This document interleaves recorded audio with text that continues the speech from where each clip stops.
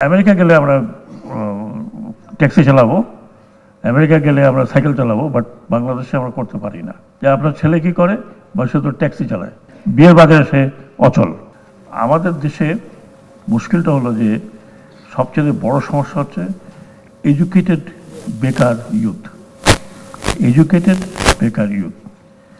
এবং এডুকেশনের পরে সবাই চায় যে একটা চাকরি, এবং সরকারি চাকরি। সরকারি চাকরি হলো প্রথম ফার্স্ট। সরকারি চাকরিতে অনেক মজা আছে, বেতন যাই থাকুক না কেন সুবিধা আছে, অনেক ধরনের সুবিধা আছে। তো you can become multimillionaire, you can become rich. দেখছেন তো এখন কানাডাতে বাড়ি করা যায়, আমেরিকাতে বাড়ি করা যায়, ইন্দোনেশিয়াতে বাড়ি করা যায়, মালয়েশিয়াতে বাড়ি করা যায়। আর ঢাকা শহরে ছোট্ট একটা বাড়ি হলে হবে, বাট রেস্ট ছেলেপেলে বিদেশে পড়তে যায়। কিন্তু বেতন হিসাব করে দেখেন যে ইটস নট অ্যাফোর্ডেবল। আমি সবার কথা বলছি না, বেশিরভাগই সবার কথা বলছি না। There are lot of good officer, honest officer, dedicated officer. কিন্তু আমাদের দেশে গত বেশ কিছু বছরে এই ট্রেন্ডটা হয়ে গেছে। একটা বাজেট যদি কোনো কিছু জিনিস কিনতে হয়, ওটা যদি 100 টাকা হয় তখন 100 টাকা, ওটা বোধহয় 200 টাকা ঢোকানো হয়। 200 টাকা has to be distributed, and that's what is my small experience in almost 10-11 months. সবাই যে কাজে ওই একটা চাকরি আছে, চাকরি থেকে বের করে দিতে সবচেয়ে বড় হলো যে তোমাকে চাকরি থেকে বের করে দেবো, তখন হাতে পায়ে ধরে। কারণ চাকরি না থাকলে পয়সা নাই। ফ্যাক্টরিতে যাব দেখতে, ইন্সপেকশন, ও যাটায় না, ওর মাঝপতি ওনাকে ইন্টারভিউ করেন। আর নাসিম সাহেবের মতো দিল দরিয়া হলে তো কথাই নেই।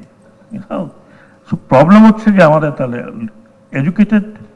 যারা এডুকেটেড বেকার যদি বলি, আমরা আমেরিকা গেলে আমরা ট্যাক্সি চালাবো, আমেরিকা গেলে আমরা সাইকেল চালাবো, বাট বাংলাদেশে আমরা করতে পারি না। আমেরিকাতে গেলে আমি বারটেন্ডারের কাজ করবো, অথবা কোনো রেস্টুরেন্টে কাজ করবো, মাস্টার ডিগ্রি হোল্ডার আর পিএইচডি, কিন্তু এখানে করতে পারি না। That is bigger problem. তার মানে হচ্ছে আমাদের একটা সোশ্যাল ট্যাবু তৈরি হয়েছে যে আপনার ছেলে কি করে, বা সে তো ট্যাক্সি চালায়, তাই নাকি? হ্যাঁ, কোনো মেয়ে বিয়ের বাজারে সে অচল। হ্যাঁ, তো এখন প্রবলেমটা হলো হাউ ডু উই হার্নেস। আমি একদম আমার ব্যক্তিগত এক্সপিরিয়েন্স থেকে বলছি। আমি কিছুদিন আগে, এটা শীতের সময় বোধহয়, যশোরে গিয়েছিলাম। ওখানে আমি একটা জিনিস থেকে আমার একটু চোখ খুলে গেল। যশোরে গিয়েছি, তো অ্যাজ ইউজুয়াল আগে তো ফ্রি ম্যান ছিলাম, এখন I am not a free man. আমি বেরোলে চারিদিক থেকে লোকজন থাকে। তো আই জাস্ট টোল্ড, আমার পিএস ছিল, পিএসকে বললাম যে আমি কালেক্টরেট দেখতে যাবো।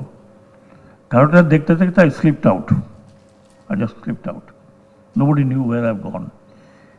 পাশে ওই আমি গেলাম ফুচকা খেতে, to very frank, on the street. আমি যে বসি ফুচকা খাই, তো বসছি, ইন্ডিমেন্টাম কয়েকটা ছাত্রছাত্রী দেখলাম ঘিরে ধরছে। বলে, স্যার আপনি ওখানে না, আপনি এখানে বসেন।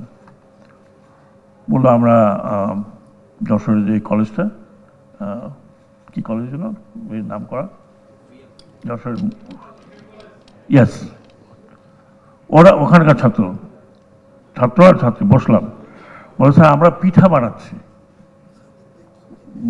সিজনাল পিঠা বানাচ্ছি ঠেলা গাড়িতে। তো I was little surprise, I said this very good.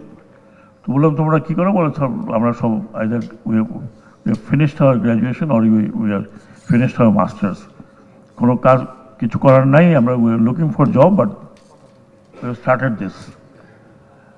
I was amazed. ওখানে দেখলাম যে একটা ইয়াং টিচার এসে বসছে, প্রফেসর, লেকচারার। বললো, স্যার আমাদের শেখাইছেন যে কী করতে হবে।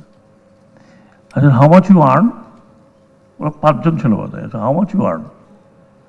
তো বললো, স্যার সব কিছু রেখে থেকে আমরা ডেইলি 10 to 15,000 টাকা উই আর আর্নিং।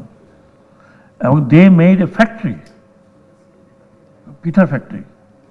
আমাকে বলছে, স্যার আমরা আলটিমেটলি এবার পিঠা ফ্যাক্টরি করেছি। এই পিঠা ফ্যাক্টরি স্যার আমরা পিঠা এক্সপোর্ট করব, 5টি হাইলি এডুকেটেড ছেলেমেয়েরা বলছে বেকার থাকার চাইতে তো আমি আমার কর্মসংস্থান, পিট্যাক্স পড়বো, এখানে আমি আরো 4-5 জনকে চাকরি দিতে পারি।